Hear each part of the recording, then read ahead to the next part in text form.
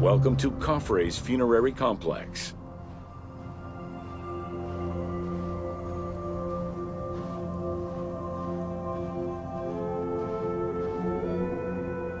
Since the very beginning of the 4th dynasty, mortuary temples were built adjacent to pyramids on the eastern side. Such a location, facing the rising sun, as well as the world of the living as a whole, held an important symbolic meaning, for it was within the mortuary temple that kings were revived through daily rituals.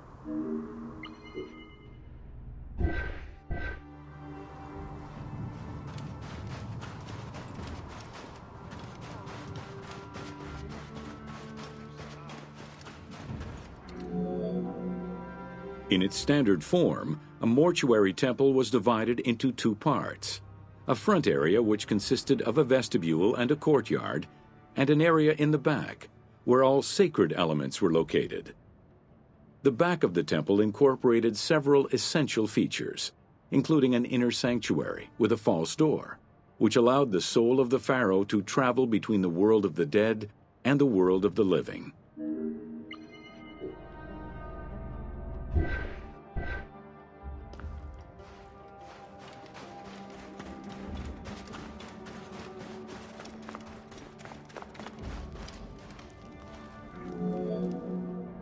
The largest of all such structures, Khafre's mortuary temple was entirely built with megalithic blocks of limestone from a nearby quarry and encased with granite.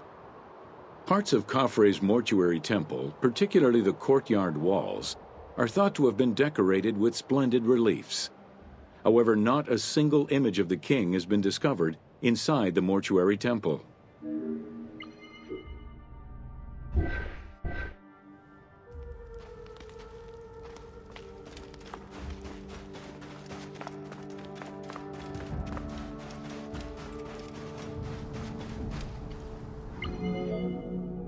Khufu's direct successor, Jetafre, followed the custom which required each king to establish a new site for their funerary accommodation, and chose Abu Rawash as his last resting place.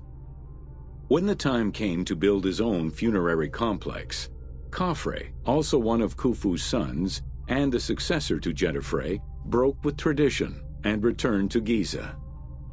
Not only did Khafre thumb his nose at tradition, but he did so in a way which he hoped would allow him to overshadow his father's most important monument.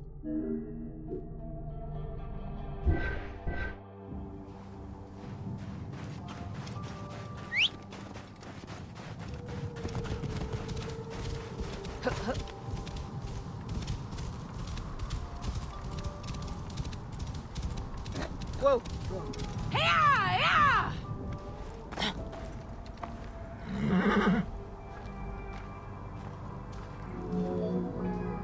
Though Khafre's pyramid is smaller than Khufu's, it was cunningly built on a more elevated bedrock layer than the Great Pyramid, making it appear higher than any other pyramid at Giza. Today, Khafre's pyramid is the only one among the 3 at Giza that still has the upper part of its limestone casing.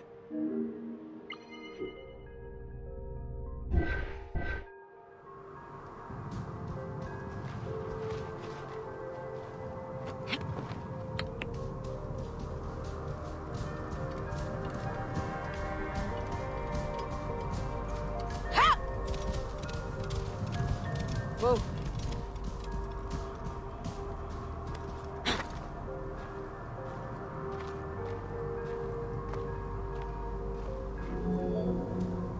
Considered a most sacred area, the Giza necropolis was strictly defined, both geographically and physically.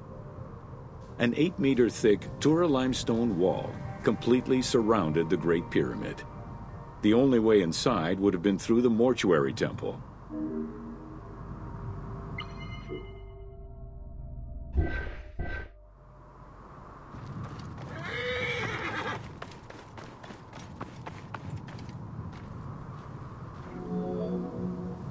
From the reign of Sneferu and onwards, the subsidiary pyramid became a common feature within the pyramidal complex.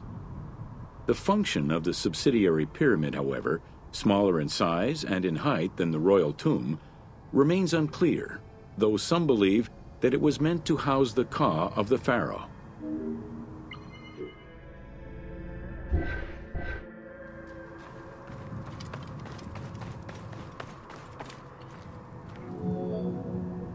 In mainstream media, the ka is often defined as the soul of the deceased. The truth is a bit more complicated. Within the ancient Egyptian funerary belief system, the ka was a component of a living person, which separated itself from the body at the time of death. It represented the deceased's vital essence. In order for the deceased to ascend to a new life, whether in this world or the next, the ka had to be embodied in a statue, and its existence maintained through offerings and rituals.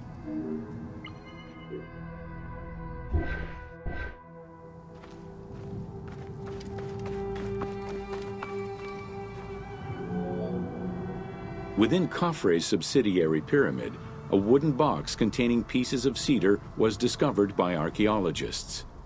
When reassembled, it turned out to be a shrine mounted on a sled. Just as with the solar barges found around Khufu's pyramid, it seems Khafre's shrine and sled were ritually disposed of after his funeral.